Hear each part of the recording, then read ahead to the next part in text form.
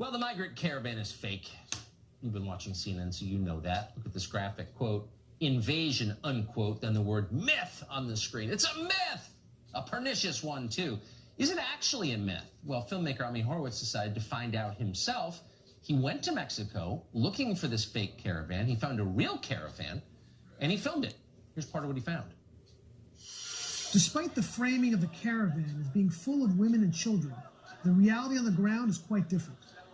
Approximately 90 to 95% of the migrants were male. The major narrative being pushed by the press has been that the migrants are leaving Honduras because they're escaping extreme violence and that their lives are under constant threat, setting up the strategy that they would be able to enter the U.S. by asking for asylum.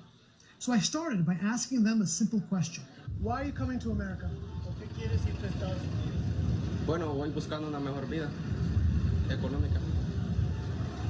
Vine a trabajar aquí a Estados Unidos. Es si podemos trabajar allá porque en Honduras no hay trabajo. There's a massive logistical effort underway, akin to moving an army, and is clearly costing someone millions of dollars for the transportation, food, water, medicine, and services that are being provided for the members of the caravan. The Mexican government also seems to be sending police to escort the dozens of buses and trucks that are ferrying the migrants and supplies along the route to the next destination.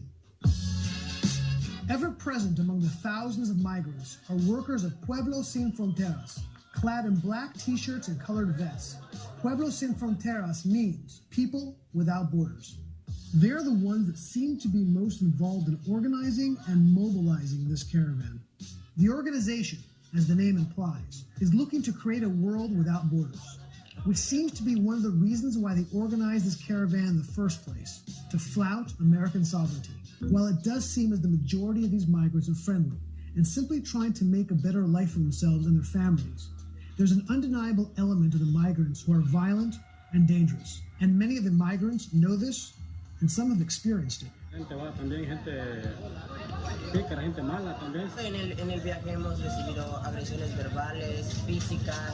It seems to me that there are leftist organizations that are using these migrants as a tool to push a certain political agenda, which includes the weakening of American sovereignty and our border security. And unfortunately, these migrants are going to be caught in the crossfire. Ami Horowitz joins us tonight. That was really interesting. The thing that jumped out at me was how, as you said, well organized it was. Do we have any sense who's paying for this? I know we're not allowed to speculate, but do we know that answer?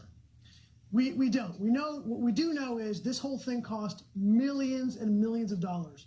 And the mainstream media, and there's so many layers to this onion to peel back, it's hard to know where to begin.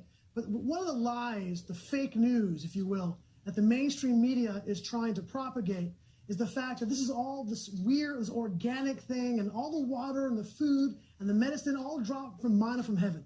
It's baloney. It's all highly organized. It's paid for by a number of organizations. We don't know exactly where the money is coming from. We do know that Pueblos Sin Frontera, which is the main group which is organized this caravan, has a couple of front organizations in the United States, and the money is flowing from them to Pueblos Sin Fronteras.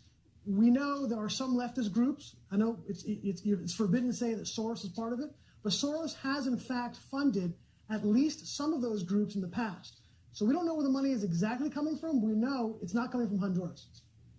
So why would, I mean, it's such an interesting and obvious question. Who's paying for this? Why haven't other news organizations gotten to the bottom of this? You're one man. You're doing this independently. Why isn't NBC News or ABC or PBS, why aren't they on this? Oh, come on. You know the answer to that. They don't want to get to the bottom of it. They have no interest politically in getting to the bottom of it. It's the same reason why when you see a photo in the New York Times, the Washington Post, or a video in CNN or the BBC or MSNBC, what do you see? You see the entire framing are women and children, when the reality is so far from the truth. 90 to 95% of all the people in this caravan are men, although I do apologize for assuming their gender.